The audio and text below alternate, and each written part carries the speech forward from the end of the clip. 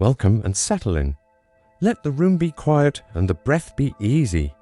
Tonight we drift, slowly and softly, into the long centuries that people call medieval Europe, a wide tapestry of valleys and coasts, pine-dark mountains and soft, rain-fed fields. This is a gentle wandering among the lives of women whose names we may never know, but whose days shape the rhythm of their households, their towns, their cloisters, and their villages. You may imagine, as your shoulders loosen and your hands rest, the low glow of a hearth, the scent of warm bread and damp wool, the faint sweetness of crushed herbs. You may picture the hush of twilight at a cottage door, or the pale blue wash of dawn along a stone cloister walk, where do beads on the grass like tiny pearls. The world we enter is not one story, but many stitched together by the slow turning of the seasons, and by small steadfast routines, the making of bread, the drawing of water, the spinning of thread, the quiet tending of children and the elderly, the keeping of the family's memory, and the lighting of candles as daylight thins. We will move at an unhurried pace. We will listen for bells, the bells that marked hours and feast, days, calling bodies and hearts to rise, to work, to pause, to pray, to rest. We will notice textures, the nubbly grain of a wooden table worn smooth by countless meals, the soft pull of linen against the skin, the rough comfort of a woolen cloak, the slick coolness of a clay jar lifted from a well. We will look up gently to see swallows darting under eaves and down, quietly to see rushes laid on a clean swept floor. There will be talk of work, for work filled the days. But this is a contelling like a stream that moves, though its surface seems almost still. There will be mention of sorrow, for no life escapes it, yet will soften its edges as the morning mist softens a line of trees. We will keep company with peasant women who rose before the sun, with craftswomen, and merchants' wives who counted coins and weighed cloth, with nuns who chanted in the dark before dawn, with noblewomen who directed great households and stitched stories in silk. We will hold for a time the lives of midwives and brewers, singers and keepers of small gardens, women whose knowledge traveled hand to hand like a cherished recipe: when to plant beans, how to brew a safe ale, which leaf eases a cough and which charm is whispered over a child's fever. As you listen, perhaps you can picture your own breath as a quiet bell, marking the rhythm of this journey in and out, in and out. The path ahead is soft underfoot. The light is kind. We begin with a single day, the gentle arc from the hush of night to the hush of night again, lingering wherever the heart finds rest. And while one life moved in quiet rhythms, another moved beside it, and another still, until 1,000 paths braided into one long, murmuring river of time. Let's step into the cool of very early morning, when embers stir and a kettle is set near the flame, when the world is mostly sleeping, and yet in 100 cottages and cloisters someone is awake. The world of these women was not only a rhythm of days, but also a thread of stories whispered from mouth to mouth, from mother to daughter, from friend to friend, and sometimes written carefully into vellum by hands that trembled with devotion. Perhaps you can imagine sitting in the dim glow of a fire, shadows rising and falling against the timbered walls, while a woman's voice shares the memory of another life, another path once taken. These stories drifted like smoke, some true, some half-true, some shaped to teach or to comfort, but all of them part of the gentle weave of their lives. There was, for instance, the tale of a young woman who entered a convent not because she was forced, but because she longed for a place where her days would echo with song. She was the daughter of a minor nobleman, accustomed to the clatter of hooves in the courtyard, the busy clamor of servants and tenants. Yet in her heart she carried a quiet wish for silence, for books, for the company of other women whose hands rested on prayer and whose eyes studied the heavens through small windows. When she entered the cloister, the world outside seemed to dissolve within the stone walls. She learned the art of illumination, painting letters that bloomed into vines and blossoms. The rhythm of her days was simple, yet her spirit traveled far. For each page she touched was a doorway into mysteries larger than herself. And there was another story, often murmured by village firesides. It told of a peasant woman who lived by a river bend, her days marked by fishing nets and damp reeds, her nights by the music of frogs and owls. She was known for her steady hands at childbirth, her knowledge of herbs, her patience with frightened mothers, Her hut smelled of rosemary hung to, dry, and of smoke rising from peat. Villagers said she had been given a gift, though she would only smile at this, and remind them that every woman carried knowledge in her blood. To some, she was a midwife. To others, a healer. To children, a source of small, enchanting tales of spirits that lived under the roots of great oaks. Her life was not written, but it was lived in every child who opened new eyes to the world because she was there. There were also stories of noblewomen who carried entire estates on their shoulders. When husbands rode to war or pilgrimage, they oversaw harvests, settled disputes, dispensed justice in the hall while sitting beneath a tapestry that smelled faintly of old dye and smoke. Their signatures on parchment-bound agreements and secured peace for villages that leaned upon them. Imagine the weight of keys at their girdle, each one shining with the responsibility of a storehouse, a cellar, a strong box. They were not only figures of grace, but guardians of sustenance. Servants and tenants alike watched their faces as one might watch the sky, hoping for signs of fair weather. Stories could be found, too, among the merchants' wives in the busy towns. Picture narrow streets where rain glistened on cobblestones, where the scent of spices drifted from stalls, where bolts of cloth gleamed with deep blues and warm reds. These women stood at shop fronts, haggled with customers, recorded tallies, and often knew more of trade than the men who bore the official title of merchant. A wife might be seen balancing a baby on one hip while measuring cloth with her free hand, her eyes never leaving the coins that clinked into the box. Their days were steady, yet alive with the murmur of many voices, the sound of hammers striking metal, the ringing of bells calling the town to worship or to rest. Then there were the tales carried in song, sung by women at the spinning wheel, by young girls fetching water, by widows in the quiet of a chapel. These were not always tales of saints and nobles. Many were of ordinary women who had shown uncommon courage, a shepherdess who saved her flock during a storm, a widow who kept her family fed through a winter of poor harvest, a servant who spoke kindly to a master's lonely child and softened his heart. Such stories gave strength, not because they were grand, but because they were familiar, like the warm pressure of a hand on one's shoulder. When night deepened and stars spilled across the sky, such tales and remembrances lived on, carried by voices softer than the wind. Each story was a lantern held against the dark, not bright, but steady enough to guide one more step. And while one life moved in quiet rhythms, another moved beside it, until their stories were less like a line and more like a woven cloth, each thread brushing against the other, creating a fabric strong enough to hold centuries. And so, through these gentle stories, we glimpse not only the tasks of women but their inner lives, their choices, their longings, their quiet resilience. The fire burns low, the world stills, and the stories settle like embers. You may close your eyes, if you wish, and let the voices of the past drift into dreams, where the lives of medieval women unfold in soft, endless murmurs, tender as the hush of twilight. There were always stories woven into the fabric of the medieval world. Stories that carried not only entertainment, but meaning, memory, and identity. Women told them in whispers, while children drifted toward sleep, in song while turning the wheel of the spindle, in murmured voices as bread baked slowly in the oven's heat. These stories were not always written in parchment or vellum. Most were kept alive in voices and in the heart, passed across generations like a flame carefully sheltered in cupped hands. You may imagine yourself seated beside a hearth in the cool of evening, the air carrying the faint smell of wood smoke and wool.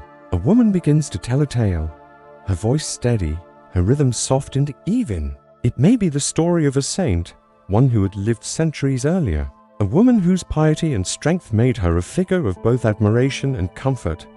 Saint Hildegard, for example, whose visions were filled with shimmering color and music, and whose wisdom poured into letters, songs, and herbal remedies. To hear her story was to be reminded that even in cloistered stillness, a woman's mind could reach across nations, her words carried like seeds on the wind. Or it might be the story of Saint Bridget of Ireland, told with quiet reverence in cottages far from the land of her birth. Women spoke of how she blessed butter and cows, how her cloak stretched across fields when she asked for land, how she welcomed the poor with open hands. Such stories blended the sacred with the everyday, so that the making of butter, or the weaving of cloth, or the tending of cattle became not merely work but a continuation of holy tradition.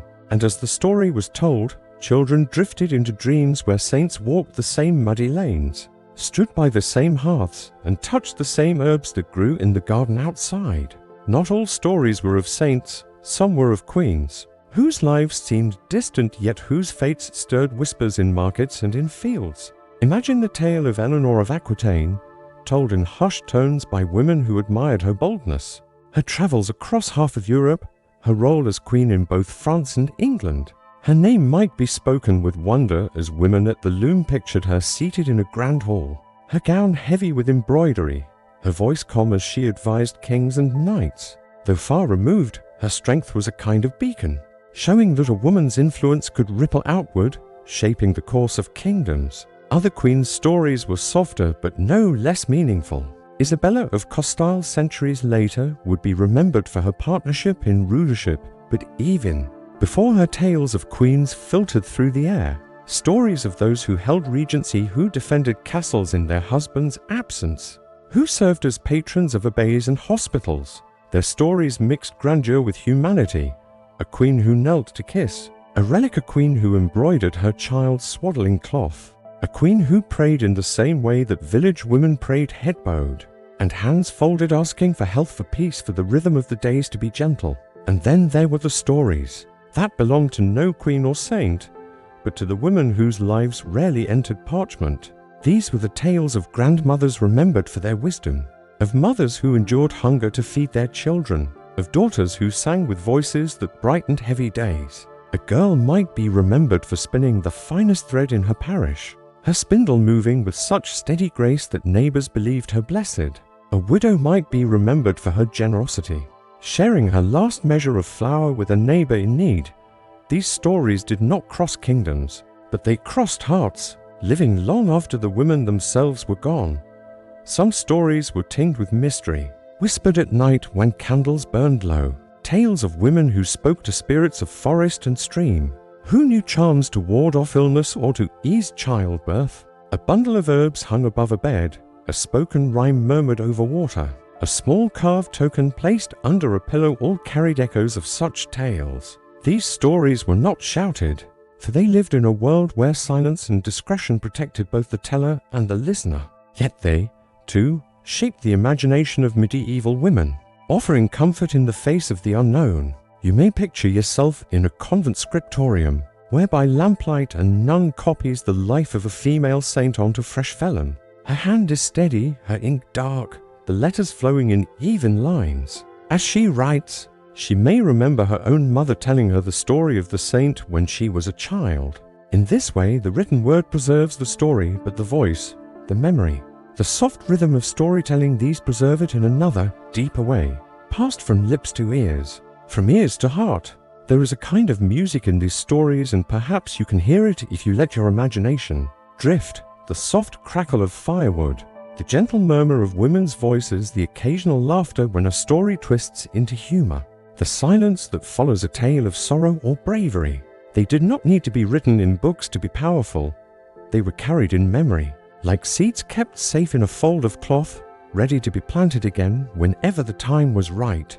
And so the stories of women in medieval Europe were not just tales of saints and queens, but also of themselves, their neighbors, their mothers and daughters. Each story was a mirror and a lantern, showing what could be and illuminating what already was. In telling and retelling, women strengthened one another, offering courage, wisdom, and hope, the way a hearth shares its heat with all who draw near. Now, as you breathe slowly, perhaps you can imagine yourself drifting among these women, listening to their voices as the centuries fold away. A saint's vision, a queen's decision, a healer's whispered charm, a mother's bedtime tale all float around you, gentle as mist, steady as the stars. And while one life moved in quiet rhythms, another moved beside it, until their stories became the heartbeat of 1,000 days. The world of medieval Europe was not only woven of daily work and familiar rhythms, but also threaded with mystery, belief, and gentle wonder. To live in those centuries was to live within a universe where the seen and unseen touched closely, where faith gave structure to life, and where stories passed from mouth to mouth could shape the way People understood their days. You may imagine the flicker of a candle against a wooden beam, shadows dancing gently on plaster walls, while voices whisper prayers that have been said for generations, each syllable carrying both comfort and a sense of the unknown. For women of medieval Europe, these mysteries and beliefs were not distant abstractions but living presences, woven into every hour.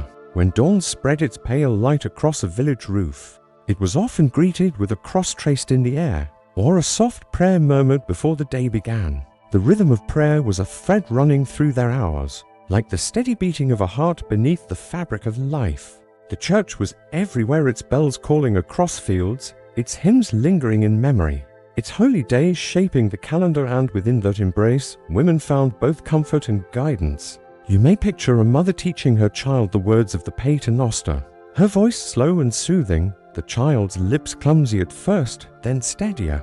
Or perhaps an elderly woman, her hair silver beneath a simple veil, moving her rosary beads with patient fingers, each bead a tiny anchor to the divine. For some, the rhythm of these prayers was like the rhythm of weaving or kneading bread, steady, grounding, endlessly repeated. But belief stretched further than prayer alone. The medieval mind was filled with a sense of the sacredness of nature. A field of wheat was not only food, it was also a blessing, a gift. Springs were whispered to be touched with holiness. A hawthorn tree, blooming in spring with its pale blossoms, was seen by some as protective, by others as a place where unseen presences might linger. Women especially, keepers of hearth and home, were close to these mysteries. They gathered herbs not only for healing, but with prayers and blessings, believing that plants carried both natural strength and spiritual power. Perhaps you can picture a village healer, wrapping herbs in linen, her hands moving carefully as though she touched more than mere leaves. Her work was practical, yes, but also tenderly woven with words of blessing, half prayer, half charm. Around her, the smell of lavender, mint and rosemary filled the air, scents as calming as the slow murmur of her voice. And yet, mystery was never far from fear. The same unseen forces that gave protection could also cause harm, at least in the imagination of those times. Illness might come suddenly, and people sought reasons in both the earthly and the divine. A woman might place a charm above her doorway, or sprinkle holy water across her threshold, believing it would guard her family against misfortune. The sound of church bells was thought to scatter storms, and their deep tones rolled across fields like a protective shield. In these moments, one can sense the tenderness of their faith, a desire to hold loved ones safe in a world that was not always kind. Festivals and holy days brought belief into a bright, joyful form. You may imagine the Feast of Candlemas, when women carried candles blessed at church, their flames glowing warmly against the winter dark, symbols of purity and protection. Or the midsummer night, when fires were lit upon hills, the air scented with smoke and wildflowers, and people danced in circles, their laughter mingling with the crackle of the flames. For women, such moments were both celebration and reassurance, a reminder that they belonged to a rhythm larger than themselves, the slow wheel of the seasons, the turning of the year. Monasteries and convents offered another vision of belief, quieter and more enclosed. Within those walls, women dedicated their lives wholly to prayer and service. You might picture a nun, her face calm as she copies a manuscript, the scratch of her quill softened by the hush of the cloister. The air is cool, scented faintly of ink and parchment. Her days are shaped by bells, by the chanting of psalms, by stillness. To her, belief was a deep well, from which she drew strength each day. But outside convent walls, ordinary women also carried a spiritual wisdom, often unwritten but alive in memory. They told stories of saints, of visions, of miracles. A mother might tell her daughter how Saint Bridget brought milk in times of famine, or how Saint Catherine's steadfastness gave courage in times of trial. These stories, whispered by firelight, were not only tales but also lessons, shaping the way women saw themselves as strong, as enduring, as beloved by God even in hardship. Dreams, too, were taken seriously, believed to hold messages. A dream of water might be seen as a sign of renewal, a dream of light as a blessing. Women shared these dreams with one another, seeking meaning, offering comfort. You may imagine the soft murmur of conversation in a dim cottage, to friends exchanging their night's visions, As the fire burns low, their voices hushed with both curiosity and reverence. The mysteries of life and death were ever present. Birth was surrounded by prayer. Blessings whispered over both mother and child. Death, too, was accompanied by ritual candles burning at the bedside. Prayers rising gently to guide the soul onward.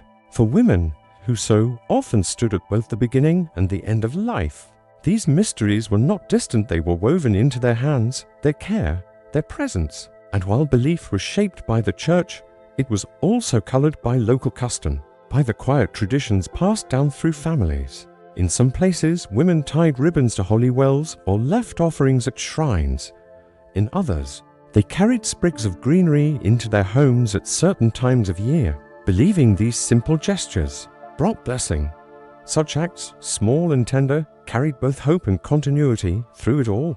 The mysteries and beliefs of medieval women created a soft, steady current beneath their lives. Faith was not only in grand cathedrals or distant priests, it was in the small motions of the day. In a candle lit at dusk, in herbs gathered with whispered prayers, in stories told across generations. To walk through their world was to walk in a landscape where the visible and invisible blended seamlessly, where each sound of a bell, each flicker of light, each whispered charm carried meaning. And as you picture this, you might let yourself drift with their rhythm, the rhythm of prayer beads slipping through fingers, of seasons turning gently, of voices singing hymns in the twilight. It is a rhythm that invites stillness, that carries both comfort and wonder, a reminder that even in distant centuries, human hearts sought the same quiet reassurances, the same tender mysteries that soothe us still.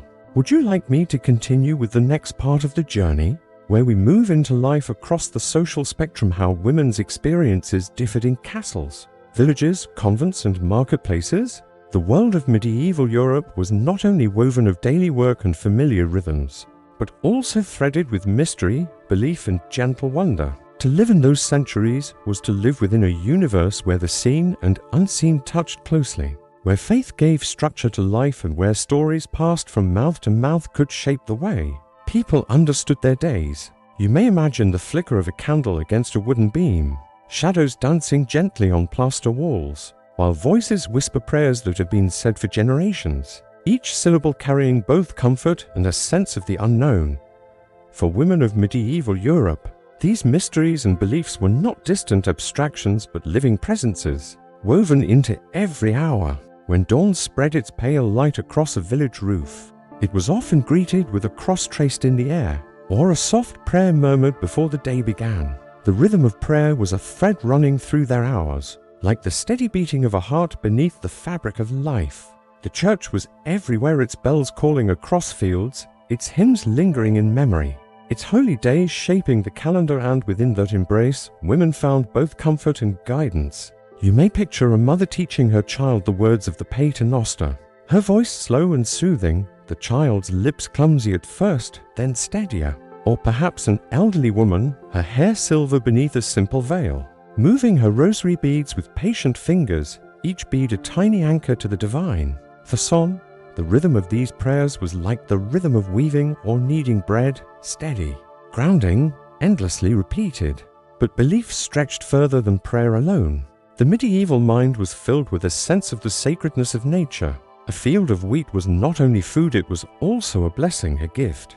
Springs were whispered to be touched with holiness. A hawthorn tree, blooming in spring with its pale blossoms, was seen by some as protective, by others as a place where unseen presences might linger. Women especially, keepers of hearth and home, were close to these mysteries. They gathered herbs not only for healing, but with prayers and blessings, believing that plants carried both natural strength and spiritual power. Perhaps you can picture a village healer, wrapping herbs in linen, her hands moving carefully as though she touched more than mere leaves. Her work was practical, yes, but also tenderly woven with words of blessing, half prayer, half charm. Around her, the smell of lavender, mint, and rosemary filled the air, scents as calming as the slow murmur of her voice. And yet, mystery was never far from fear. The same unseen forces that gave protection could also cause harm, at least in the imagination of those times. Illness might come suddenly, and people sought reasons in both the earthly and the divine. A woman might place a charm above her doorway or sprinkle holy water across her threshold, believing it would guard her family against misfortune. The sound of church bells was thought to scatter storms, and their deep tones rolled across fields like a protective shield. In these moments, one can sense the tenderness of their faith, a desire to hold loved ones safe in a world that was not always kind. Festivals and holy days brought belief into a bright, joyful form. You may imagine the Feast of Candlemas when women carried candles blessed at church, their flames glowing warmly against the winter dark, symbols of purity and protection. Or the midsummer night, when fires were lit upon hills, the air scented with smoke and wildflowers, and people danced in circles, their laughter mingling with the crackle of the flames. For women, such moments were both celebration and reassurance, a reminder that they belonged to a rhythm larger than themselves, the slow wheel of the seasons, the turning of the year. Monasteries and convents offered another vision of belief, quieter and more enclosed. Within those walls, women dedicated their lives wholly to prayer and service. You might picture a nun, her face calm as she copies a manuscript, the scratch of her quill softened by the hush of the cloister. The air is cool, scented faintly of ink and parchment. Her days are shaped by bells, by the chanting of psalms, by stillness. To her, belief was a deep well, from which she drew strength each day.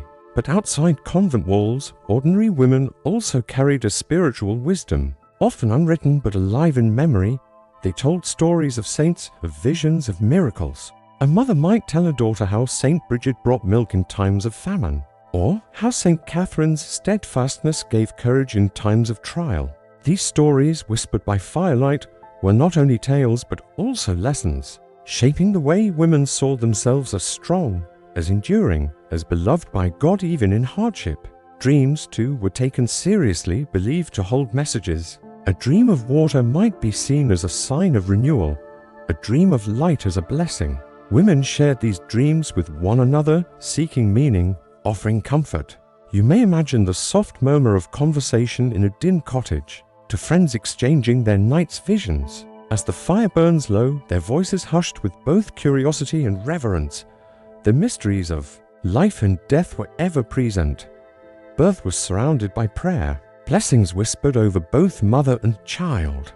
Death, too, was accompanied by ritual candles burning at the bedside, prayers rising gently to guide the soul onward. For women, who so often stood at both the beginning and the end of life, these mysteries were not distant. They were woven into their hands, their care, their presence. And while belief was shaped by the church, it was also colored by local custom, by the quiet traditions passed down through families. In some places, women tied ribbons to holy wells or left offerings at shrines. In others, they carried sprigs of greenery into their homes at certain times of year, believing these simple gestures brought blessing. Such acts, small and tender, carried both hope and continuity through it all. The mysteries and beliefs of medieval women created a soft, steady current beneath their lives. Faith was not only in grand cathedrals or distant priests, it was in the small motions of the day, in a candle lit at dusk, in herbs gathered with whispered prayers, in stories told across generations. To walk through their world was to walk in a landscape where the visible and invisible blended seamlessly, where each sound of a bell, each flicker of light, each whispered charm carried meaning. And as you picture this, you might let yourself drift with their rhythm, the rhythm of prayer beads slipping through fingers, of seasons turning gently, of voices singing hymns in the twilight. It is a rhythm that invites stillness, that carries both comfort and wonder, a reminder that even in distant centuries, human hearts sought the same quiet reassurances, the same tender mysteries that soothe us still. Would you like me to continue with the next part of the journey, where we move into life across the social spectrum, how women's experiences differed in castles, villages, convents, and marketplaces? In the shifting patterns of medieval Europe, the lives of women were as varied as the lands themselves. Some were daughters of kings, swathed in fine cloth, while others tilled the soil with bare hands. The spectrum of their experiences was wide, yet the same slow rhythm of days, the turning of the seasons, and the hush of night touched all of them. You might imagine, if you will, walking quietly down a long road of time, where each step takes you past a different doorway. Behind every door a woman's life unfolds, unique and yet gently tied to the others. Perhaps the first door you pass belongs to a peasant household. The scent of straw and smoke drifts through the air, mingled with the earthy fragrance of tilled soil and livestock. Inside, a woman bends over a low table, shaping bread from coarse flour. Her hands practiced and steady. Around her, children play with wooden toys, their laughter softening the edges of work. She is not wealthy, but her days are filled with movement, tending the hearth, spinning wool, helping in the fields. Her strength is quiet, woven into the fabric of survival. As you picture her, you may feel the roughness of homespun cloth beneath your fingers, the warmth of the small fire on your cheek, and the rhythm of her life beating like a steady drum. A few steps down the road, the door changes. Behind it lies a merchant's home in a bustling town. Here, a woman counts coins by candlelight, the glow illuminating her thoughtful face. She has learned the trade from her husband, or perhaps inherited it when he traveled abroad. She oversees the apprentices, manages the accounts, ensures goods are fair in weight and quality. Her garments are of finer cloth, her shoes sturdier, and her hands, though still busy, are less calloused. The air carries the fragrance of spices, pepper and cinnamon arriving from distant lands, mingling with the tang of fresh parchment. Her world is filled with voices of customers, the creak of carts, and the clatter of market stalls. And yet, within her home, there is a hush, a steady order she maintains with gentle authority. Farther along, you may find yourself stepping into the great hall of a noble household. The floors are covered with rushes, sweetened with herbs to mask the smell of smoke and meat. A noblewoman sits with her ladies, embroidering a tapestry that tells the story of her lineage. The threads glimmer like sunlight caught in water, silks of red, green, and gold. Her duties extend beyond the needle.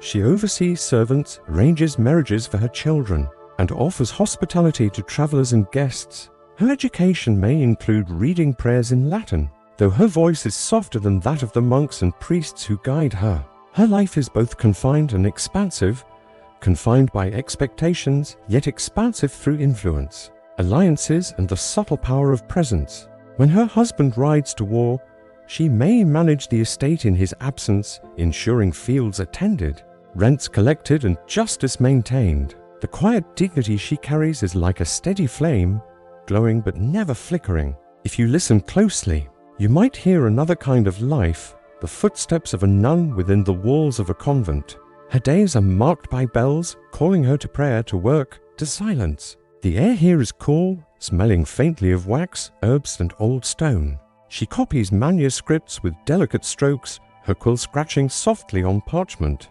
preserving knowledge for generations. Some nuns teach, some nurse the sick, some cultivate gardens where roses and lavender grow.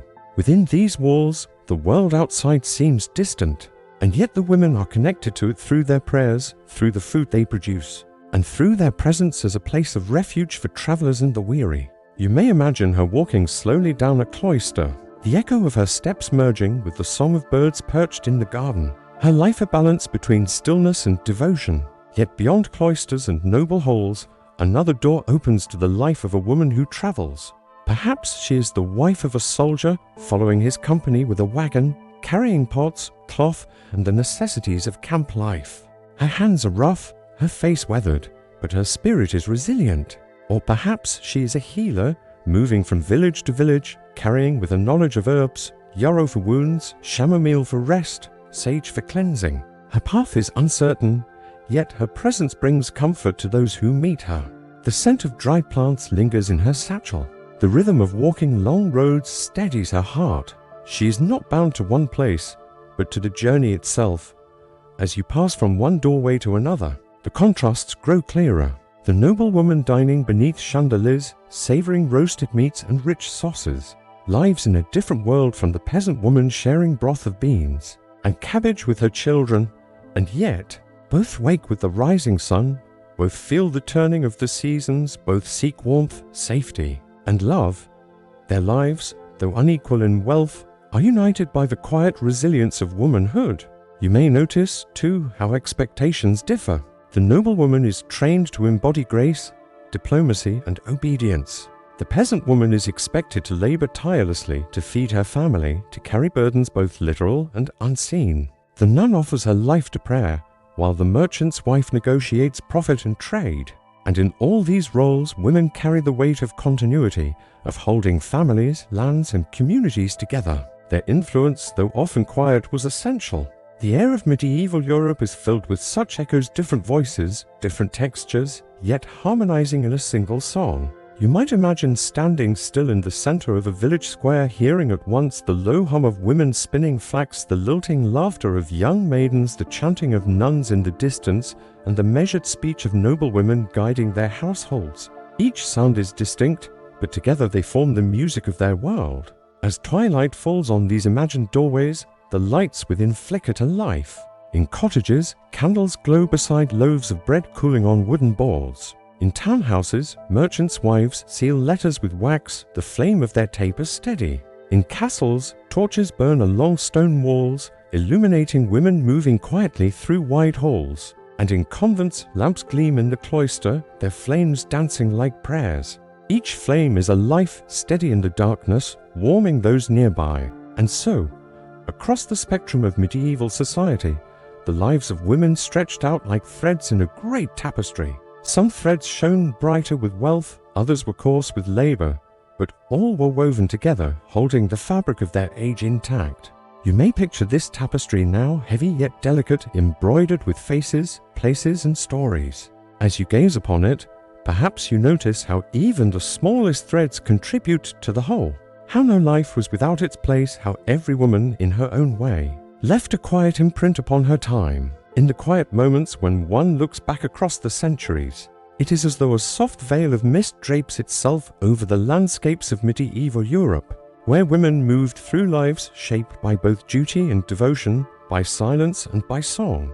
Their stories are carried on the whispers of wind through ruined cloisters, and linger still in the arches of old stone halls. And now, as we near the end of this gentle journey, we may settle more deeply into the quiet of reflection, letting the threads of their world weave themselves into our imagination. The echoes of their days rise not as sharp voices, but as softened tones, like the mellow hum of a distant bell fading into evening air. You may picture how the centuries themselves have become like a great cathedral, holding within them all the murmured prayers, all the lullabies, all the woven cloth and planted seeds, all the quiet resilience that shaped their existence.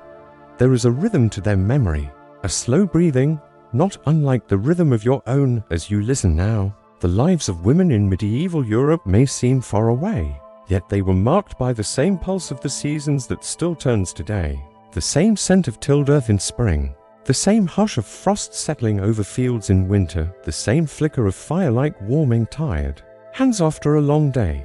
As you drift through these images, you may imagine a woman standing at the threshold of her dwelling at dusk, gazing over fields that her family has tended. Her dress is simple, the colors softened by years of wear. Around her, the air carries the faint sweetness of hay. A child tugs gently at her sleeve, and she bends, her hand brushing against soft hair, her voice low and steady as she soothes them. That moment, like countless others, was small in the eyes of history, yet vast in its depth of human care. Elsewhere, perhaps in the cloister of a convent, another woman sits in the lamplight, a quill in hand. The parchment before her carries faint lines of Latin text, a hymn or prayer to be preserved.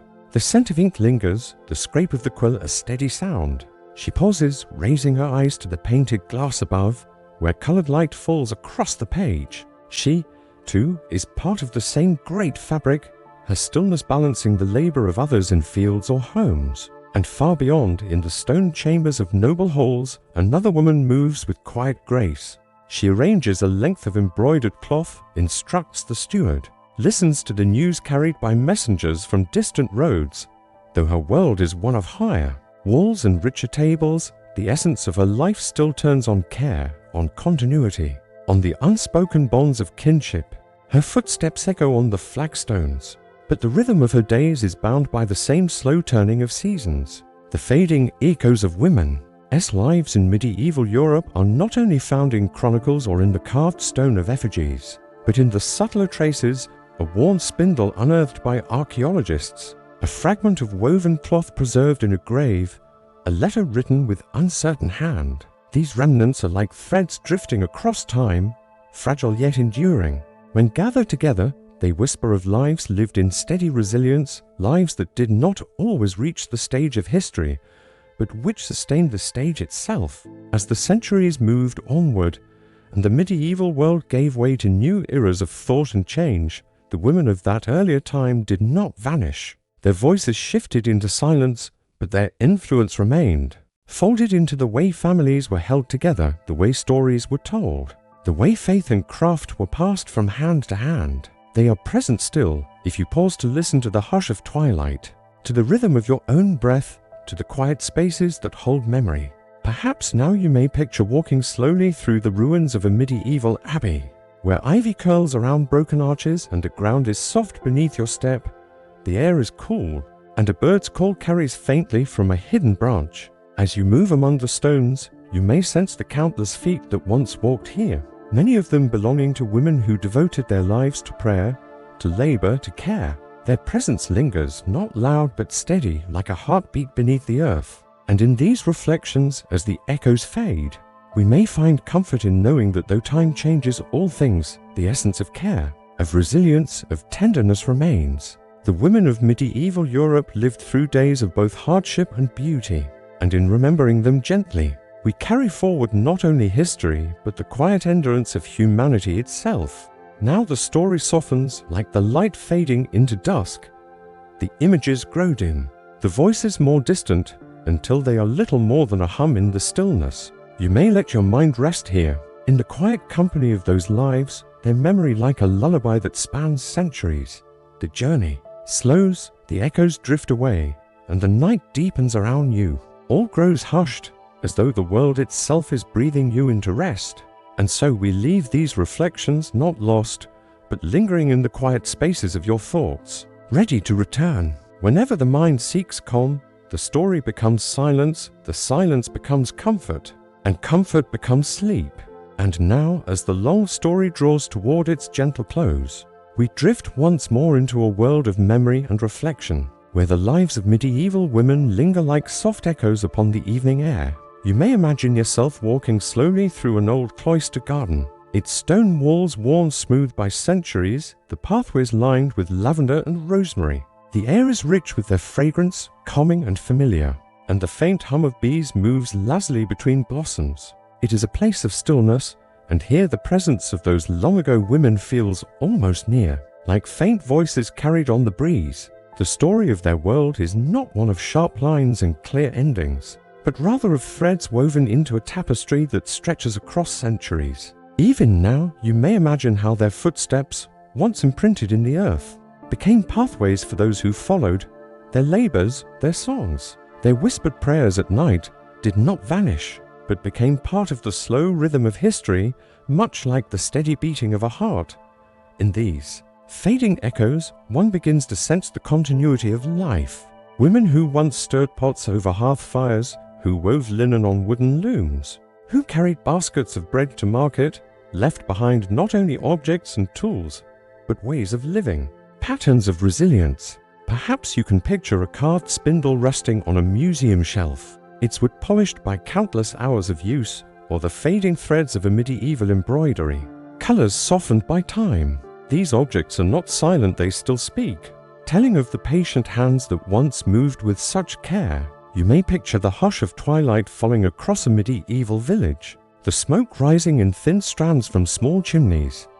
Women would gather children near the fire, telling them stories of saints and heroes, stories meant to teach, but also to soothe. Those same stories have reached us, passed down in softened forms, altered by memory yet retaining the warmth of their first telling. In this way, the voices of medieval women live on, not only in parchment manuscripts or brittle court records, but in the folklore and family tales that still echo through the generations. And when we think of beliefs, of mysteries, of the inner world that shaped their days, we find that those echoes are carried to, in the hush of a cathedral. The carved likenesses of holy women still look down from stone pillars, their eyes serene, their robes flowing like waves. Perhaps you might imagine a pilgrim woman placing her hand upon such a carving, whispering a prayer for safe passage, for the well-being of her children, or for healing in a season of sickness. Such prayers, though spoken softly, linger in the very stones. And in walking through those places today, one might still feel the weight of their devotion. The fading echoes also tell of quiet resistance, of the strength to endure. In times when laws were harsh or roles were confined, women found ways to weave meaning into the fabric of their days. A lullaby sung to a child, a carefully tended herb garden with plants for healing, a hidden message in a letter, or even the choice of colors in a woven cloth. These became small acts of expression, ways of leaving a mark upon a world that might not always listen. As the centuries passed, the memory of certain women grew luminous, like stars that continue to shine long after they are gone. The learned abbess whose writings on faith still inspire, the midwife whose knowledge saved lives though her name was never recorded, the queen whose diplomacy altered the fate of nations, the farmer's wife whose skill kept her family alive through the leanest winters. All of them, in their different ways, became part of a collective memory. Perhaps, as you sit in stillness, you may sense them walking beside you, not as distant figures, but as companions in the shared story of humanity. Time, like the turning of the seasons, carries their stories into new soil. In the blossoming of women's voices today, in the recognition of their contributions long overlooked, there is a gentle unfolding, a return, as if the whispers of the past are being answered. One may picture it like the ringing of a distant bell across the hills, its sound faint yet clear, reminding us that no voice is ever truly lost. And so, in these final reflections, we let the echoes fade into night. You may imagine the candlelight flickering lower, the flames softening to an ember. The world outside grows quieter, and the hum of the day retreats into silence. In this silence, the lives of medieval women remain, not as distant shadows, but as threads in the fabric of your own quiet moment. Their days have become part of the rhythm of time, their labors part of the long chain that binds past to present. As you rest now, perhaps you can feel the calm of knowing that life, in all its small details, the sound of footsteps, the weaving of cloth, the telling of stories matters deeply, that it is preserved not in monuments alone, but in the very act of remembering. And with that thought, the echoes of their lives gently recede, like waves withdrawing from a shore. The night embraces the earth once more, the story softens, the voices fall silent, and all that remains is peace. And so, as the candlelight of history flickers gently, we turn toward the closing of our long wandering, the stories of women in medieval Europe, carried across fields and through the narrow streets of ancient towns, now begin to settle into a quiet stillness. This final reflection is lesser history lesson and more like a soft evening meditation. We are not rushing toward any conclusion, but instead allowing the echo of lives long past to linger in the silence of the present. You may imagine yourself seated at the edge of an old cloister garden, where stone arches hold the cool of the evening. The air is damp with the scent of moss and earth. A little fountain murmurs in the center, its sound blending with the faint rustle of leaves. It is here, in this stillness, that we let the long story of women's lives slowly fade into memory. Their days were filled with so many rhythms, the tending of hearth fires, the weaving of cloth, the writing of careful lines in illuminated manuscripts, the carrying of water in clay jugs, the nursing of children, the long watching at windows for absent loved ones. Each rhythm, repeated across generations, has become like a heartbeat in the history of Europe. And as you sit quietly, you may hear that heartbeat not as something distant, but as something still alive in the lives around you today. The women of the medieval world often lived close to the earth. Their hands brushed flour across wooden tables, scattered seed across dark soil, and lifted herbs from damp gardens where rosemary and thyme scented the morning air. The same hands touched prayer beads in shadowed chapels and caressed the hair of children by candlelight. It is easy to think of history as a series of battles and kings, but here, in the faint touch of these everyday gestures, is where the soul of the age truly rested. And yet, their lives were not only of labor and repetition. There was imagination, there was song, there was laughter that drifted over wooden fences and through the echoing halls of stone keeps. There were stories whispered by firesides, old tales of saints, of enchanted forests, of loyal love that could last beyond lifetimes. There was also silence, and in that silence, prayer. Some women turned inward, finding in meditation and devotion acquired strength that could not be undone by hardship. As the centuries turned, each generation added a thread to a vast tapestry. Perhaps you can imagine it now, a cloth woven in countless colors, threads of wool and silk that stretch from farmhouse to abbey, from noble court to quiet cottage. Each woman's life, whether celebrated or unnoticed, formed a line of color in this great fabric.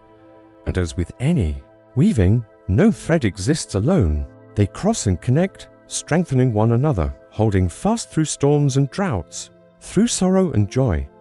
There is also a gentleness in remembering that these women, like us, lived within time.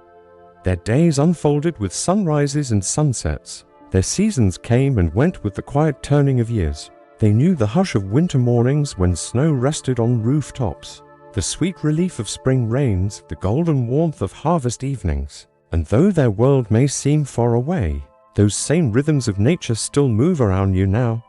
You can almost breathe with them slowly, evenly, like the steady turning of an ancient wheel.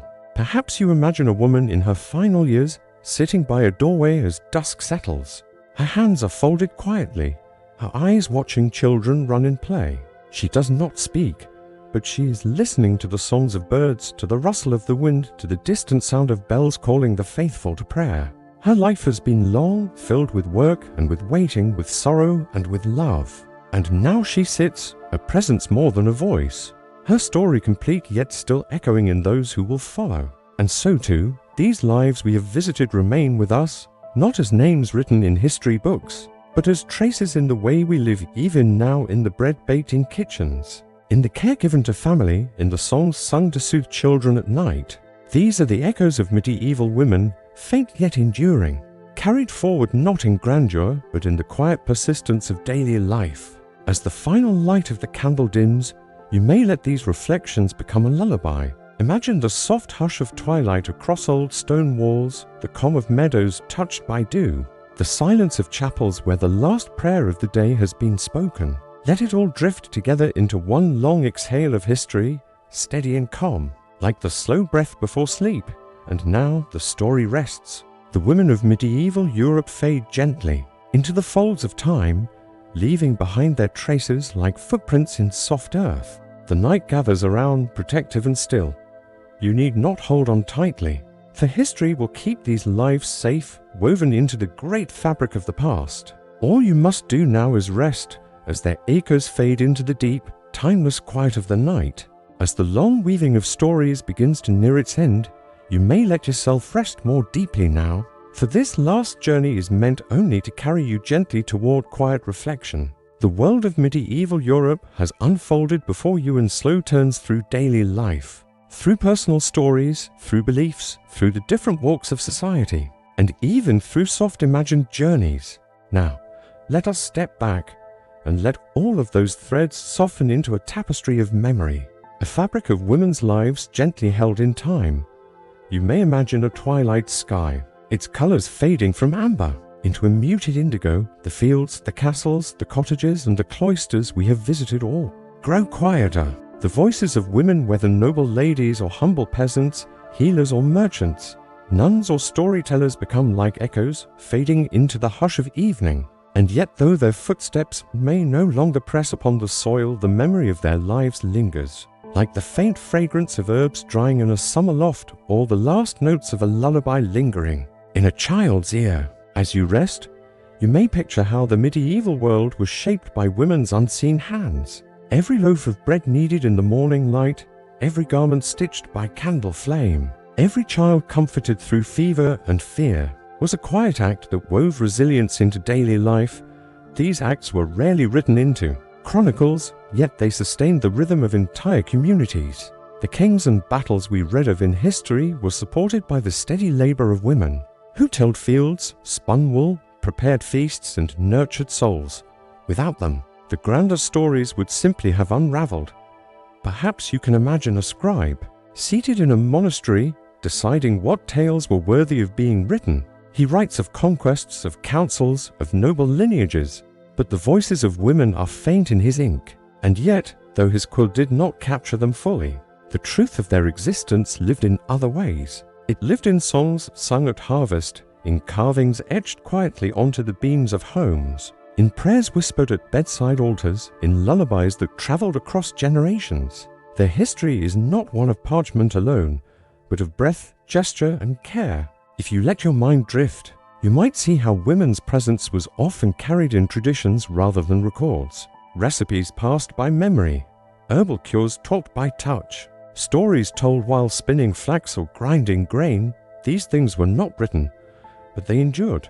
Like the embers of a hearth that never fully go out, they flickered from one life into the next, shaping the way children grew, the way communities remembered, the way love and sorrow were expressed. As centuries passed, the world around them changed. Feudal lands shifted hands. Cities began to stir with trade, and new ideas moved like wind across Europe. Yet the quiet, unseen work of women remained constant. They were the still rhythm beneath the shifting surface, the slow heartbeat of families and villages, the grounding presence through both storm and peace. You may think of how their beliefs and mysteries also left their mark. Charms whispered to guard a newborn, pilgrimages walked on weary feet, offerings left at shrines for health and fertility. These shaped the spiritual atmosphere of medieval Europe, and though some practices faded or were transformed, they remind us that women in their faith and in their doubt carried with them the yearning for safety, meaning, and hope. Even across the spectrum of society, from queens to shepherdesses, the threads of women's lives connect. One may have held power in a court, another in a convent, another in a cottage by the fields. Yet, each one shaped her world in ways both seen and unseen. A noblewoman could guide diplomacy, a nun could preserve knowledge. A merchant's wife could steer a household, a peasant mother could ensure survival. The scale was different, but the essence was shared, a shaping of life through presence, endurance, and care. And so, as we reflect, you may picture these women not as distant figures, but as quiet companions whose lives drift near your own thoughts. Their days were filled with motions not unlike those we still know: tending, teaching, hoping, grieving, celebrating. Though centuries divide us, the hum of their humanity resonates still. In the silence of this reflection, you may let their stories soften into a gentle hush. The clang of medieval bells grows faint. The marketplace chatter fades into nothing. The cloisters grow still. What remains is only the gentle impression of lives once lived, like footprints along a shore that the tide slowly smooths away. Perhaps you may imagine yourself walking that shore. Each step you take feels light. You see the traces of where others have walked, but they blur softly into the sand. You know they were here, but the ocean of time has washed their details into something dreamlike. And yet, there is peace in this, for though the footprints fade, the sea holds the memory of all who touched its edge. So too with women's lives in medieval Europe. Their names may not always be known, their stories may not always be told, but the essence of their presence remains in the great current of human history. It flows onward into us, into the ways we live and remember today. And now, as the story itself comes to its close, you may allow yourself to let go of all detail, all thought, and simply drift with the quiet. The voices we have followed fade into a soft hum. The twilight of history deepens into night. And you, resting now, may find yourself carried gently towards sleep.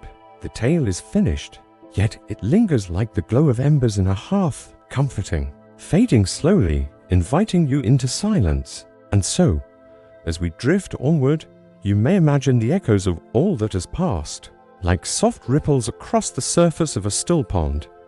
Time has a way of holding memories, not as sharp lines, but as softened impressions, much like the faint scent of herbs lingering long after the fire has burned low.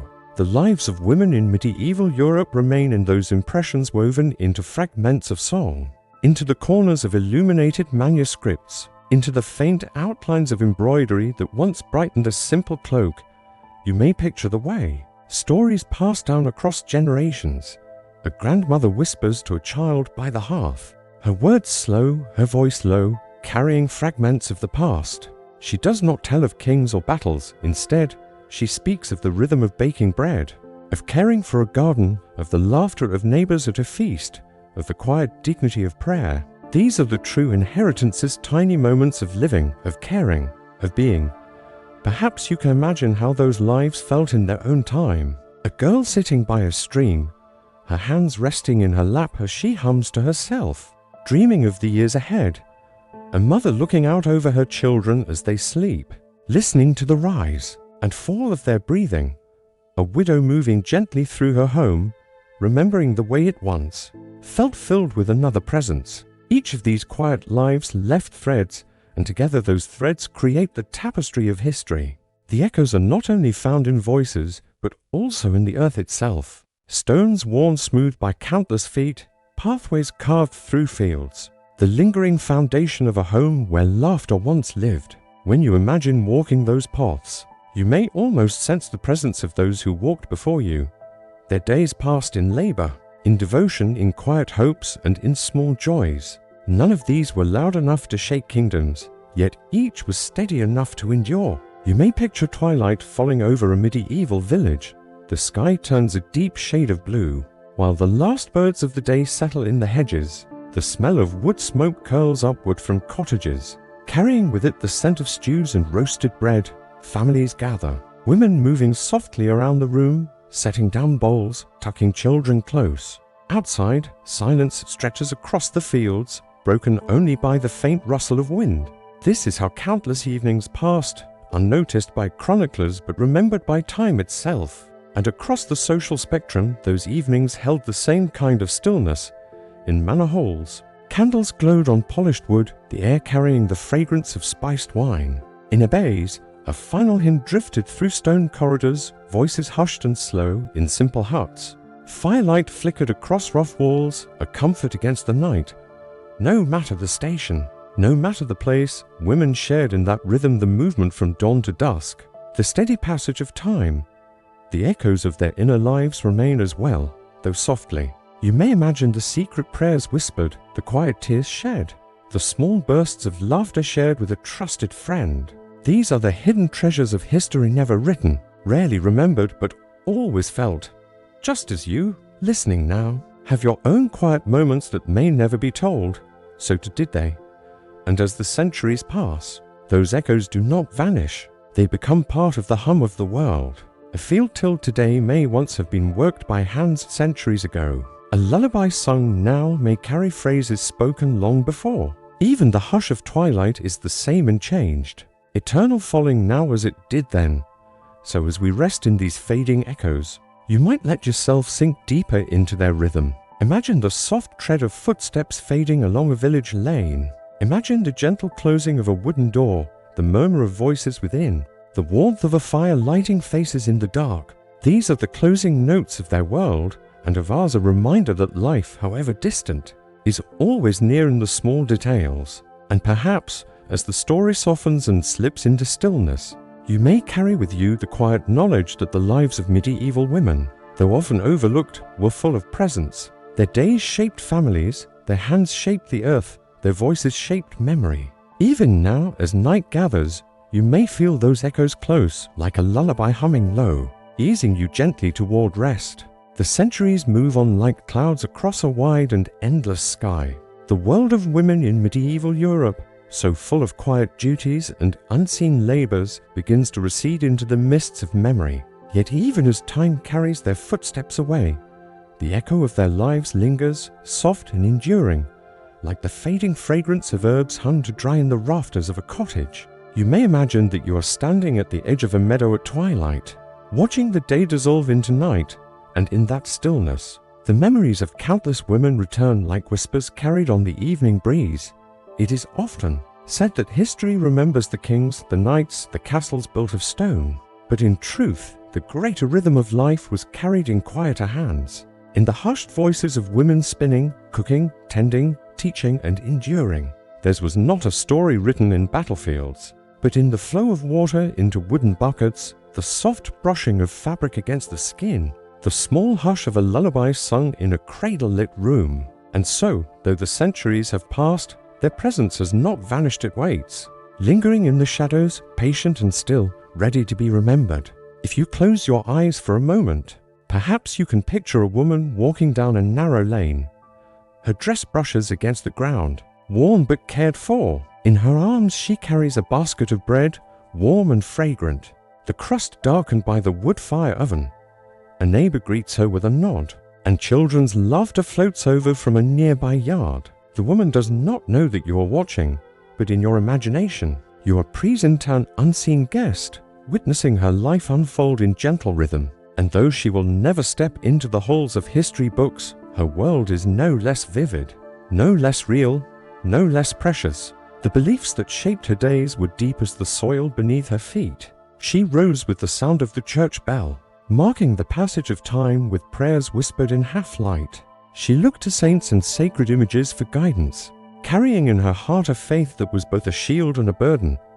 She believed in unseen forces, in blessings spoken softly over seeds, in the protective power of charms and prayers. Her world was filled with mystery, and yet it was not frightening, rather. It was like a constant hush, a reminder that every act, no matter how small, was touched with meaning. Across the social spectrum, these women lived in different houses, some in stone halls, some in timbered cottages, but the heartbeat of life was the same. A noblewoman might pace slowly through a quiet chamber, her slippers silent on the rushes spread across the floor, as she considered the running of her household. A peasant woman, barefoot in the earth, might bend low over the soil, her hands stained but steady, planting for the season ahead, both moved with care, with endurance, with the patience that the turning of seasons required. You may imagine them as two stars in the same sky, distant but shining with equal persistence. In remembering them, it is not only their work or their prayers we recall, it is also their quiet dreams. A young girl weaving cloth might hum to herself, imagining what life would be when she was older. A mother, watching her child drift to sleep, might allow herself to dream of peace, of safety, of a gentle future. Even in the hardest years, when hunger or sorrow pressed close, the light of hope still glimmered within them, and now, across centuries, that hope reaches you, soft and almost invisible, like the glow of a candle flickering in the dusk. The twilight deepens, the meadow darkens, and so too, this story begins to drift toward silence. The women of medieval Europe do not need to be spoken of in grand proclamations. They remain in the hushed details, in the ordinary motions of life. Their stories rest in the smoothness of worn wooden spoons, in the folds of linen, in the faint imprint of a hand on the rim of a clay jug. They are remembered not in monuments, but in the lingering rhythm of daily life, which has never truly ended, only changed. As the last echoes of their footsteps fade, you may let your own breath slow, your own thoughts soften. You may imagine their voices, their laughter, their lullabies, flowing like water into the vast stillness of time. And as you drift, perhaps you will carry them with you, not as distant figures of history, but as companions in quietness, reminders that every life, no matter how humble, carries beauty. And so, with a gentle sigh, we allow the story to dissolve into silence, like the hush of night settling over a village. The women of medieval Europe rest in memory, their presence as soft and enduring as the stars that begin to shine overhead. The tale has ended, but the calm remains, wrapping around you like a blanket, guiding you toward peace, guiding you toward rest, guiding you gently into dreams. Life for women in medieval Europe was never static, but constantly shifting under the weight of religion, custom, and the rhythms of village and city life in towns, where trade was growing and guilds were rising in importance. Women often found ways to work beside their husbands. A wife of a blacksmith might help run the forge, balancing ledgers, taking small commissions, or teaching apprentices the basics of the craft. The wife of a merchant could be seen in the marketplace, haggling over prices, a skill as vital as her husband's long journeys to distant ports.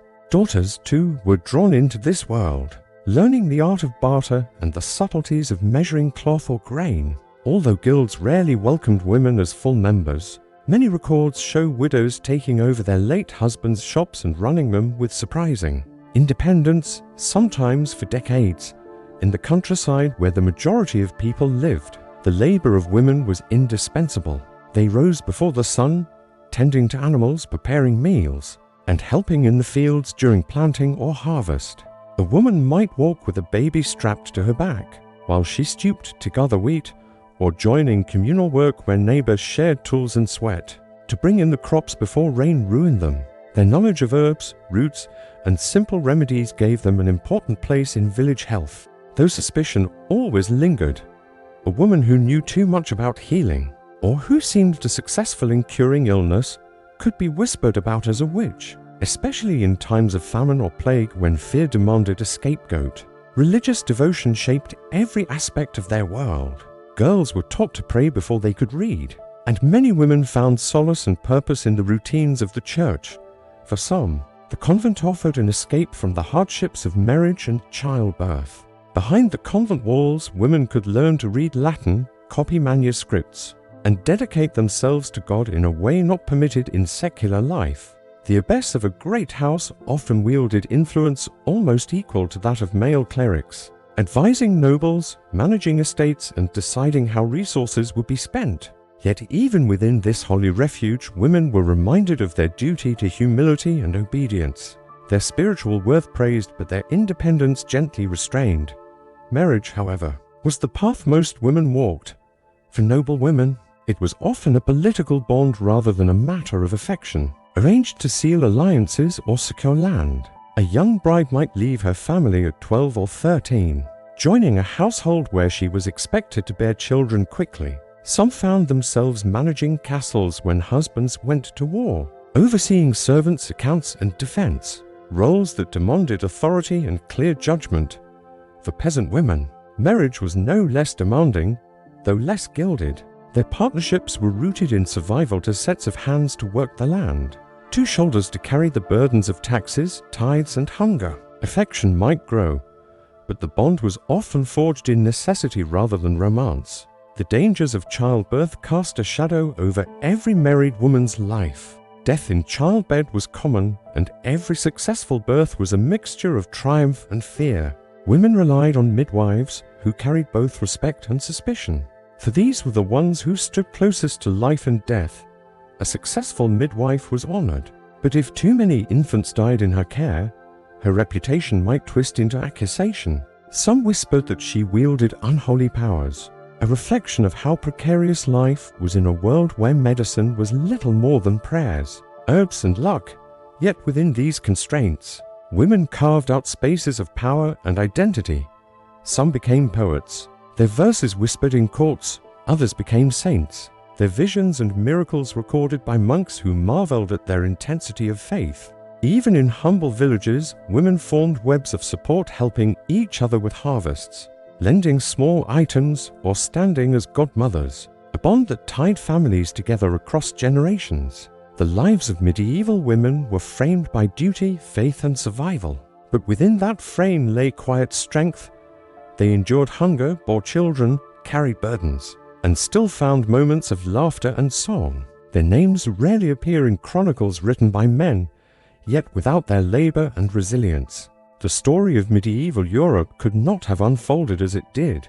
Life for women in medieval Europe was never static, but constantly shifting under the weight of religion, custom, and the rhythms of village and city life in towns, where trade was growing and guilds were rising in importance. Women often found ways to work beside their husbands. A wife of a blacksmith might help run the forge, balancing ledgers, taking small commissions, or teaching apprentices the basics of the craft. The wife of a merchant could be seen in the marketplace, haggling over prices, a skill as vital as her husband's long journeys to distant ports. Daughters, too, were drawn into this world, learning the art of barter and the subtleties of measuring cloth or grain. Although guilds rarely welcomed women as full members, many records show widows taking over their late husbands' shops and running them with surprising independence, sometimes for decades. In the countryside where the majority of people lived, the labor of women was indispensable.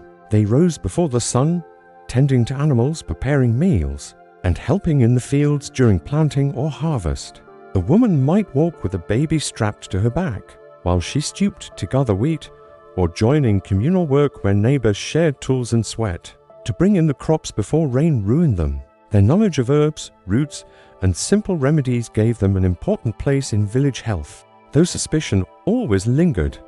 A woman who knew too much about healing, or who seemed successful in curing illness, could be whispered about as a witch, especially in times of famine or plague when fear demanded a scapegoat. Religious devotion shaped every aspect of their world. Girls were taught to pray before they could read, and many women found solace and purpose in the routines of the church. For some, the convent offered an escape from the hardships of marriage and childbirth. Behind the convent walls, women could learn to read Latin, copy manuscripts, and dedicate themselves to God in a way not permitted in secular life. The abbess of a great house often wielded influence almost equal to that of male clerics, advising nobles, managing estates, and deciding how resources would be spent. Yet even within this holy refuge, women were reminded of their duty to humility and obedience. Their spiritual worth praised, but their independence gently restrained. Marriage, however, was the path most women walked. For noblewomen, it was often a political bond rather than a matter of affection, arranged to seal alliances or secure land. A young bride might leave her family at 12 or 13, joining a household where she was expected to bear children quickly. Some found themselves managing castles when husbands went to war, overseeing servants' accounts and defense, roles that demanded authority and clear judgment. For peasant women, marriage was no less demanding, though less gilded. Their partnerships were rooted in survival to sets of hands to work the land, two shoulders to carry the burdens of taxes, tithes, and hunger. Affection might grow, but the bond was often forged in necessity rather than romance. The dangers of childbirth cast a shadow over every married woman's life. Death in childbed was common, and every successful birth was a mixture of triumph and fear. Women relied on midwives, who carried both respect and suspicion, for these were the ones who stood closest to life and death. A successful midwife was honored, but if too many infants died in her care, her reputation might twist into accusation. Some whispered that she wielded unholy powers, a reflection of how precarious life was in a world where medicine was little more than prayers, herbs, and luck. Yet within these constraints, women carved out spaces of power and identity. Some became poets. Their verses whispered in courts, others became saints, their visions and miracles recorded by monks who marveled at their intensity of faith. Even in humble villages, women formed webs of support, helping each other with harvests, lending small items, or standing as godmothers, a bond that tied families together across generations. The lives of medieval women were framed by duty, faith, and survival. But within that frame lay quiet strength. They endured hunger, bore children, carried burdens, and still found moments of laughter and song. Their names rarely appear in chronicles written by men, yet without their labor and resilience, the story of medieval Europe could not have unfolded as it did. Life in medieval Europe carried with it a rhythm that was dictated not only by the turning of the seasons and the call of the church bell, but also by the unspoken rules that govern gender and hierarchy. For women, this rhythm could mean vastly different experiences depending on where they were born, whom they married, and what station in life they occupied. A noblewoman in a stone fortress, a peasant woman in a wooden hut, and a nun in a cloistered convent might live entirely separate existences, yet all of them were shaped by the same cultural web of duty, piety, and survival. To truly understand women's lives in this age, one must step into each of these worlds and see how they unfolded. For the majority of women peasants tied to the land life revolved around hard physical labor. From dawn to dusk, their days were filled with tasks that kept their families alive. A woman rose with the first light, perhaps after tending a crying infant through the night, and immediately began her duties, milking animals, tending the fire, preparing coarse bread or porridge, and walking long distances to fetch water or gather firewood. She worked in the fields alongside her husband during planting and harvest seasons, bending her back to the soil in the same rhythm as the men. Yet when the men rested, women's work continued. She spun wool into thread, wove cloth, preserved food for the harsh winters, and cared for the children. Survival left little time for leisure, and her body carried the marks of endless toil, calloused hands, stooped posture, and fatigue that settled deep in her bones. Yet for many, faith provided a sense of endurance, and the church's festivals, saints' days, and processions offered brief escapes from the monotony of labor. In contrast, the life of a noblewoman unfolded in grand halls and fortified castles. Though grandeur did not equate to freedom, These women were often pawns in the game of alliances and property. Their marriages arranged to strengthen family ties and expand influence. From the moment of betrothal, usually in childhood, their paths were decided by fathers and male guardians. A noble bride might be sent far from her home to live among strangers, expected to bring honor and heirs to her new family. Her education, if she received one, was shaped by her station. She learned how to manage a household, oversee servants, keep records of estates, and maintain the dignity expected of her rank. Some noble women, particularly widows or those left in charge while their husbands fought in distant wars, wielded surprising power. They managed estates, negotiated with tenants, and even commanded defenses in times of siege. Yet even these moments of authority were framed within the boundaries of their roles. As wives and mothers, the expectation was always to uphold the honor of the family line. For some, the convent offered an alternative path. Women who entered religious life, whether by choice or by family decision, found themselves in a world set apart from the turbulence of feudal politics. Within convent walls, nuns dedicated themselves to prayer, study, and service. This was one of the rare spaces where women could access education, reading sacred texts, copying manuscripts, and in some cases producing works of theology and poetry. Convents also provided refuge for widows or women who wished to avoid the dangers of childbirth and the uncertainties of marriage. Life here was structured and demanding, marked by long hours of prayer, silence, and devotion, but it allowed for intellectual and spiritual growth unavailable to most women. Some abbesses held considerable influence, managing lands, corresponding with bishops and kings, and shaping the cultural and religious life of their regions. Yet, just as in other spheres, their authority was always mediated by the larger structures of the church and male hierarchy. Marriage itself was a defining institution in medieval women's lives. For peasants, it was often a practical arrangement formed within their village community. For nobles, it was a tool of strategy and alliance. Across all classes, however, marriage was inseparable from childbearing. Women were expected to bear children frequently, often beginning in their teens. The risks were immense. Maternal mortality was high, and many women lost their lives in childbirth. Yet motherhood was also a source of identity and purpose. A woman's worth, in the eyes of her community, was often tied to her fertility and her ability to raise sons who could inherit property or labor in the fields. Those who remained childless faced stigma, while widows navigated precarious positions, sometimes gaining independence, sometimes falling into poverty. Yet women's lives cannot be reduced to labor, marriage, and motherhood alone. They were active participants in the cultural fabric of their age. Women told stories, sang songs, and passed down traditions that sustained communities through hardship. They brewed ale, a vital staple of medieval diets, and some ran small-scale trades, selling surplus goods in markets. In towns and cities, women could be found working as midwives, healers, or artisans. Some guilds allowed female participation, particularly in trades like textiles, baking, or brewing, though often under the shadow of male oversight. These contributions, though rarely recorded in official chronicles, were essential to the functioning of medieval society. The tension between women's visibility in daily life and their invisibility in official records is striking.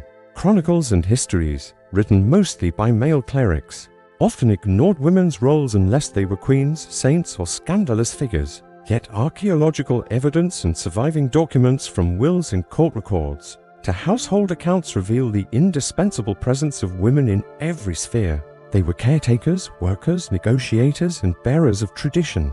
The silence of the official record does not erase their existence. It merely forces us to look harder to see them. Even in the harshest conditions, moments of joy and connection threaded through women's lives. The laughter of children playing near village cottages, the warmth of community during harvest feasts, the whispered conversations between friends spinning wool by the hearth. All of these created small pockets of comfort. Love and tenderness existed within arranged marriages, friendships formed in convents, and bonds grew strong among neighbors who shared the burdens of survival. These quieter dimensions of women's experiences remind us that their lives were not only defined by duty, but also by the universal search for meaning and connection. The story of women in medieval Europe is thus one of resilience within limitation. Bound by social structures, yet vital to their communities, women carved out lives of endurance, faith and creativity. Whether bending over fields, walking through echoing castle halls, or kneeling in cloisters, they carried forward the rhythms of medieval society. Their work and sacrifices sustained families, economies and traditions, even if their names were seldom written in chronicles.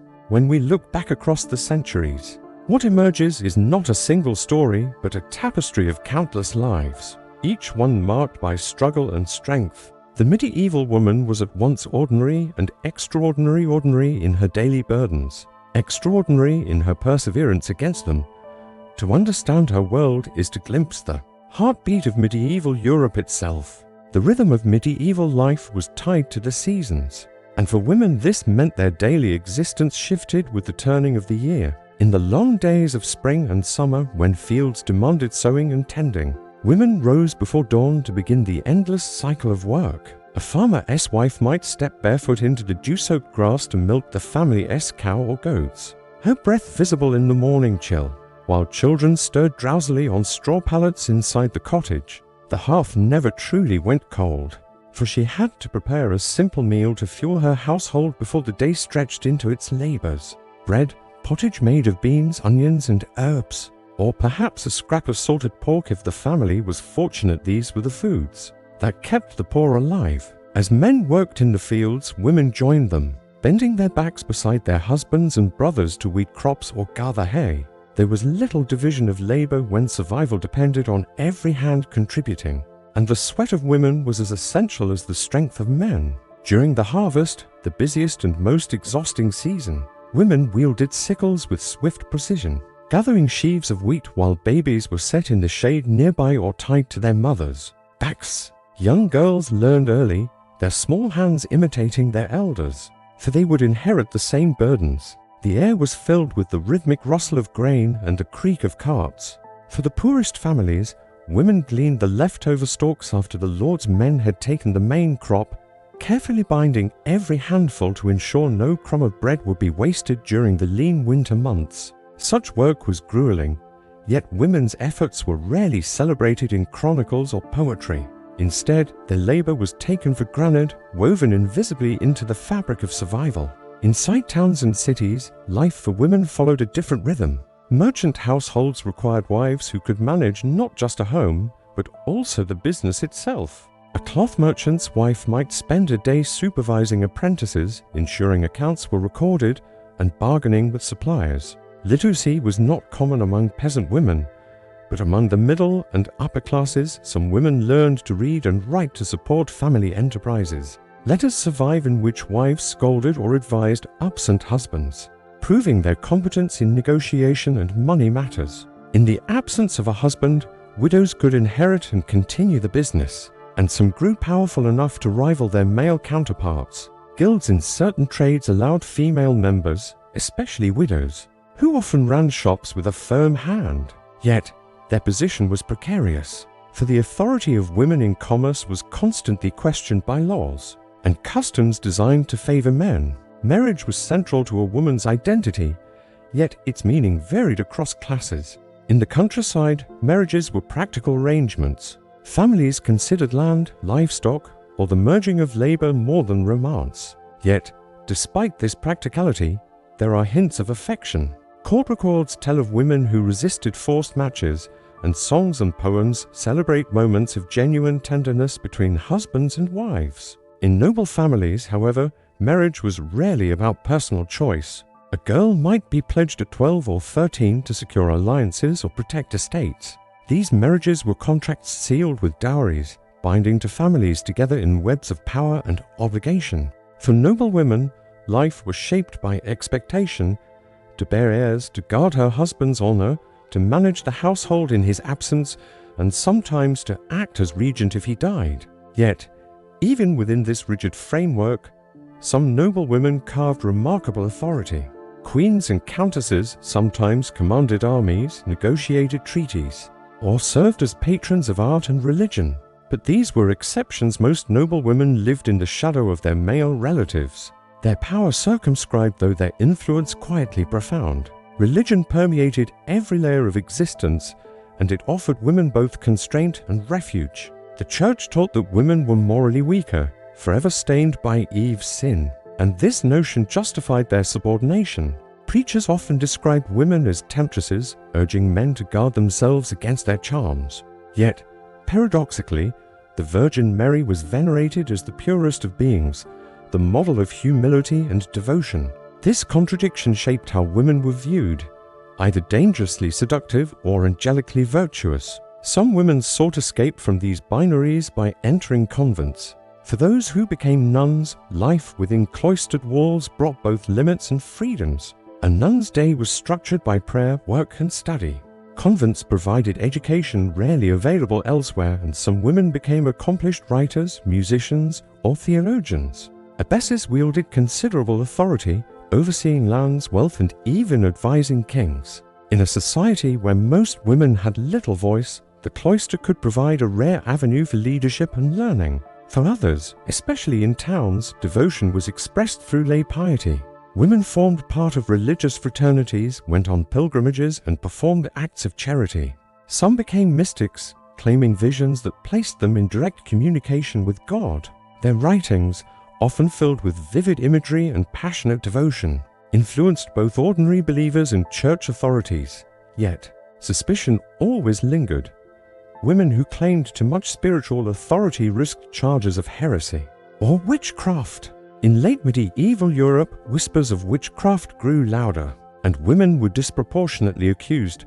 Fear of female independence, combined with theological suspicion, created an atmosphere where even midwives and healers whose knowledge of herbs and remedies had long been valued could be branded as dangerous. Thus, the very skills that helped communities survive could be recast as evidence of a pact with the devil. Amid these grand forces of religion, law, and labor, the small details of women's lives often go unnoticed but were just as defining. Clothing was more than protection from the elements, it reflected both status and identity. Peasant women wore simple woolen gowns, often patched and faded, while noblewomen displayed elaborate dresses dyed in costly colors like scarlet or deep blue.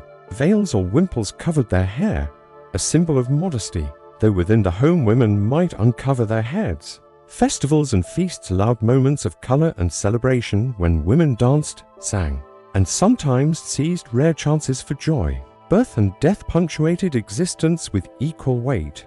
Childbirth was perilous, with many women dying young from complications. Yet it was also a moment when female networks of midwives and neighbors gathered in solidarity, offering support in ways men could not.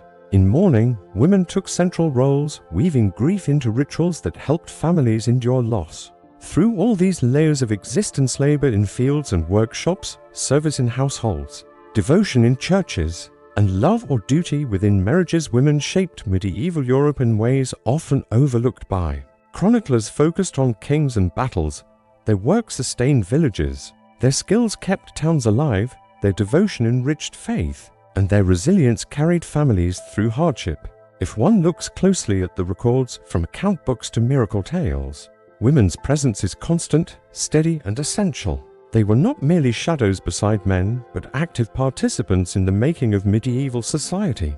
Their lives may have been constrained, but within those constraints they carved spaces of meaning, influence, and endurance. In the candlelit halls of monasteries, far from the noise of marketplaces and the clash of armored knights, a different rhythm of women's lives unfolded.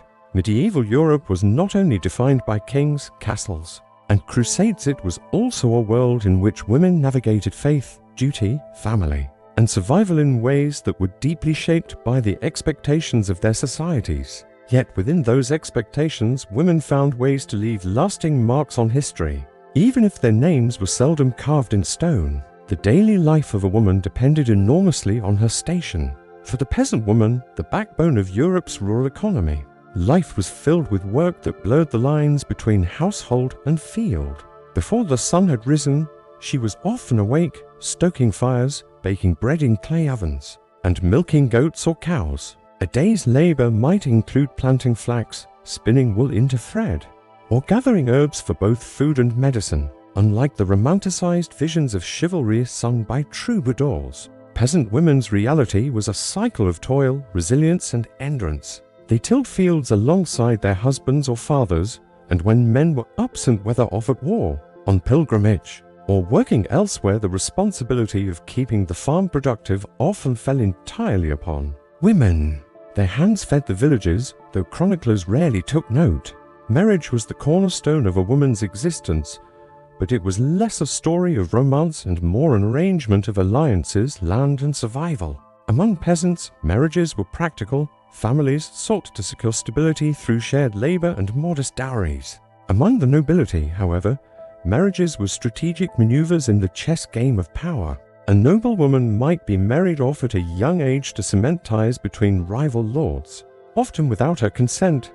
Yet even within such constraints, women of noble birth wielded influence. As the lady of a manor, she oversaw estates, managed servants, and in her husband's absence acted as guardian of lands and people. The image of the powerless medieval woman dissolves somewhat when one looks closer.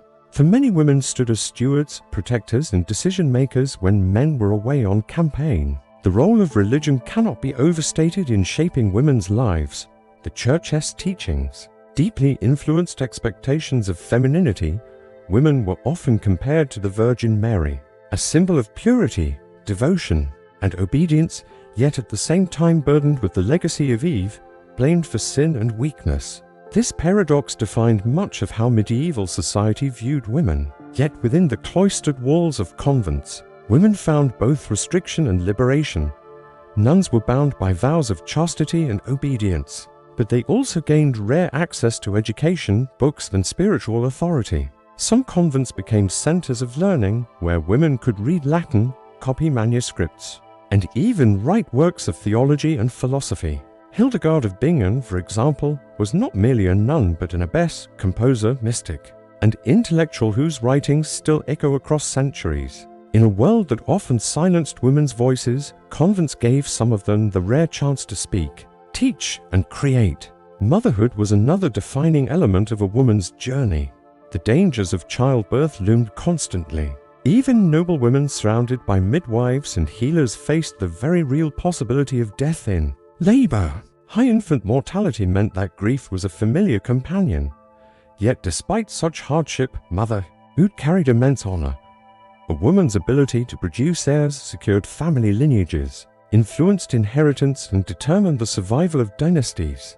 Noble mothers often shouldered the duty of educating their children, especially daughters, in the skills necessary for household management, weaving, and etiquette, while peasant mothers passed down the knowledge of farming cycles, cooking, and folk remedies. Generations of survival depended on this quiet transfer of knowledge from mother to daughter. But not all women lived within the confines of marriage and family. In bustling towns that began to grow during the later Middle Ages, new opportunities opened. Women became midwives, ale brewers, spinners, and cloth makers. Some ran stalls in markets, selling produce, bread, or handmade goods. Guilds, while often dominated by men, sometimes admitted women, especially widows who took over their husband's craft. In certain cities, records show women acting as moneylenders, property owners, and even business partners. Though restricted in law, the practical demands of life often pushed society to allow women more participation in commerce than official rules suggested. Their presence in marketplaces gave them a visibility and independence not always found in rural settings. Still, life in medieval towns brought its own struggles. Women who worked outside traditional structures often faced suspicion, ridicule, or accusations of immorality.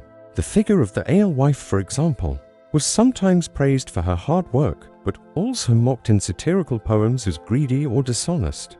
Women who lived outside conventional roles, such as widows choosing not to remarry, or single women living independently, could be targets of gossip or, in darker moments, suspicion of witchcraft. Yet many persevered, carving out small freedoms in the corners of society where rules blurred and survival demanded flexibility. For noblewomen at the highest levels of society, life carried both privilege and peril. Queens consort often served as mediators, peacemakers, or even regents in times of crisis. Eleanor of Aquitaine, one of the most remarkable figures of the Middle Ages, defied convention by not only ruling vast lands in her own right, but also participating in the politics of two kingdoms, France and England. She joined the Second Crusade, advised her sons including Richard the Lionheart, and endured imprisonment by her husband, Henry II. Her life illustrates both the extraordinary influence a woman could wield and the immense risks she bore when caught in the turbulent currents of medieval power struggles. Yet most women's names are lost, their stories buried under the chronicles of kings and battles. Still, the traces of their lives remain in manor rolls, guild registers, and court cases. They appear as witnesses in disputes, as victims in accusations, as healers summoned to treat the sick, or as mothers mentioned in inheritance documents. Each fragment reminds us that medieval Europe was not only a world of castles and cathedrals, but also of hearth fires, spinning wheels, and mothers singing lullabies to children in stone cottages. The truth of women's lives in medieval Europe lies in the tension between restriction and resilience. They were bound by rules written largely by men, yet within those rules they found space to survive, to influence, and sometimes to lead. Their contributions were often invisible in their time, but without their labor, their endurance, and their quiet strength, the great events of medieval history could never have unfolded. In the villages and towns of medieval Europe, daily life for women was woven into the rhythms of land, household, and faith. The first light of dawn often found peasant women at work. Long before their husbands and sons headed out to the fields, they rose quietly, sometimes with infants cradled against them, and began their tasks in a world where labor was endless but rarely acknowledged. Their mornings might begin with grinding grain by hand, baking bread in communal ovens, or milking livestock. The scent of smoke from hearths filled the air as women tended fires that provided warmth, cooked meals, and heated water for washing. Everything depended on them maintaining these domestic rhythms, for without their diligence, families would falter. Peasant women lived under the weight of responsibility, yet their work stretched far beyond the home. During planting and harvest seasons, they joined men in the fields, bending over soil with aching backs, planting seeds, gathering sheaves, and threshing grain. They carried baskets filled with turnips, cabbages, or leeks from gardens they carefully cultivated near their cottages. When hay had to be gathered or grapes pressed into wine, women labored side by side with men, though their contributions were rarely recorded in official accounts. Their hands were calloused, their clothes simple and patched, and their diets plain. But through their efforts, entire villages survived. Daily life was not only about physical labor. Women also bore the weight of sustaining traditions and caring for the next generation. They rocked infants, soothed the sick with remedies passed down through generations, and instructed daughters in spinning, weaving, and sewing. The spindle and loom were symbols of womanhood, and nearly every girl was expected to master them. Wool, flax, and later cotton were transformed into cloth by women's skilled hands, and the making of clothing became another form of invisible labor. Without women's constant weaving and mending, the medieval household would have been threadbare, quite literally. In towns and cities, life took a different shape but remained no less demanding. Women of artisan families often worked in tandem with their husbands, contributing to the success of craft and trade. A blacksmith's wife might manage the accounts of the workshop, a baker's wife rose before dawn to knead dough, and a merchantess wife could be found balancing ledgers and negotiating with suppliers while also raising children. Women in guild families sometimes inherited the rights to operate workshops if widowed, and there are scattered records of women taking on apprentices and producing goods under their own names. Though rare, these moments hint at how women's economic presence was greater than the surviving chronicles suggest. For noblewomen, life was different but not necessarily easier. Their days were filled with responsibilities tied to estate management, piety, and the politics of marriage. A noblewoman might be expected to oversee dozens of servants, manage supplies, and ensure the smooth operation of kitchens, stables, and vineyards. When husbands were absent, often due to wars, crusades, or royal service noblewomen stepped into positions of real authority, directing the management of lands and resolving disputes among tenants. They were also responsible for arranging marriages for their children, strengthening family alliances through carefully negotiated dowries and contracts. These alliances were political tools, and women were at the heart of this complex web. Though they often had little choice in their own fates, marriage shaped nearly every woman's life. For peasants, it was often a practical arrangement guided by necessity rather than romance. Families negotiated matches based on land, livestock, or the ability to combine labor forces. For noblewomen, marriages were arranged with great calculation, sometimes when the bride was still a child, ensuring political advantage for her kin. In both cases, the woman's body was tied to the continuation of family lines. Motherhood defined much of a woman's existence, yet it came with grave risks. Childbirth was perilous, and the loss of women in their prime years was tragically common. Death in childbirth was woven into the collective experience of medieval families, creating a culture of mourning alongside new life. The Church, omnipresent in medieval Europe, also shaped women's lives profoundly. Sermons, confessions, and moral teachings constantly reminded women of ideals of modesty, obedience, and virtue. Yet paradoxically, the Church also offered one of the few avenues for women to step outside the bounds of household roles. Convents provided sanctuary for those unwilling or unable to marry, for widows seeking solace, or for noble daughters promised to religious life. Within their walls, nuns could become scholars, scribes, artists, and even spiritual leaders. Some abbesses wielded considerable influence, managing lands and wealth with authority that rivaled that of local lords. In these rare spaces, women's intellectual and organizational abilities could flourish, though always within the framework of devotion to God. Yet women's lives were not without resistance or complexity. Folk traditions preserved a space for women as healers, midwives, and keepers of herbal knowledge. In villages, women were often the first to be called upon when illness struck, and their remedies, though dismissed by university-trained male physicians, remained essential to community health. Some of these women gained reputations that transcended their small communities, though they also faced suspicion in an era when superstition and fear of witchcraft loomed large. By the later Middle Ages, accusations of sorcery often fell on women who stood outside conventional roles, or who seemed to wield too much influence over their neighbors. The rhythms of joy and celebration also shaped women's lives. Seasonal festivals, harvest feasts, and religious holidays offered moments of respite. Women participated in dances, sang songs, and prepared special dishes that marked the turning of the year. Marriage feasts and christenings were occasions where women's voices and laughter filled the air, and even in the hardest lives, such gatherings reminded communities of shared humanity, stories, folk tales, and lullabies passed from mothers to children, preserving cultural memory in ways written chronicles never captured. Despite differences in class, one theme tied together the lives of medieval European women: resilience. Whether laboring in fields, managing estates, weaving cloth, or dedicating themselves to prayer, women's contributions were the backbone of society. Their names may not appear in chronicles of kings and battles, but their presence was felt in every hearth and hall, in every village and city. The endurance of medieval Europe rested not only on knights and lords but on the ceaseless, often invisible labor of its women.